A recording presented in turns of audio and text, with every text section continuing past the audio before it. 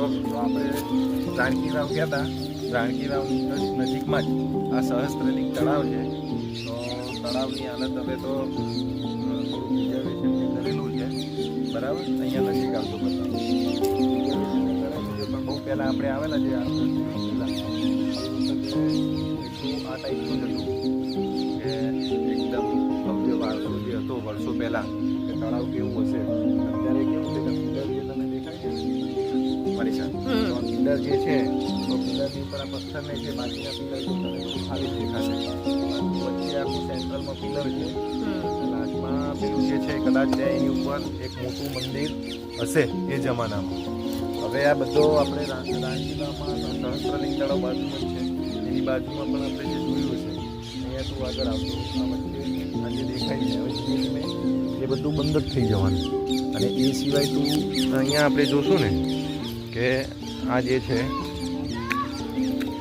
કે આની ઉપર પણ આખા પથ્થરની આ રીતની પગથિયા જ હતા, પણ એ બધા તૂટી ગયેલા છે. અને આની ઉપર સહસ્ત્ર શિવલિંગનું આખું હતું ને શિવનું મંદિર હતું. અને કિનારા ઉપર આખા સહસ્ત્ર શિવલિંગો બધા હતા. પણ સમય જતાં બધું જ હવે ડિસ્ટ્રોય થઈ ગયું છે. એમ હવે જે રીતે આ રીતે છે કે પાડીને બધું તૂટતું જાય છે, તો પથ્થર એક એક એક એક બધા અલગ થતા જાય છે. બાકી જે જમાનામાં હશે એ વખતે ગુજરાતનું સૌથી મોટું અને ભવ્ય તળાવમાં આની ગણના થતી હતી, બરાબર. આજના જમાનામાં આવું પથ્થરનું બનાવવું હોય બને?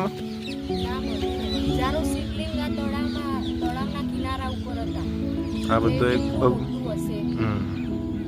અહીંયા શું છે મનીષા?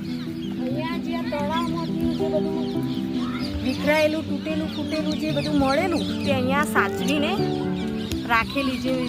બધી આ કોતરણી મૂર્તિઓ, આ ઘુમ્મટ છે નાના નાના, બધા સાચવીને મૂકેલા. જો કેટલી મસ્ત મૂર્તિ છે. જોઈ એ જમાનામાં કોઈ ગૂગલ નહીં, કોઈ યુટ્યુબ નહીં, મોબાઈલ નહીં.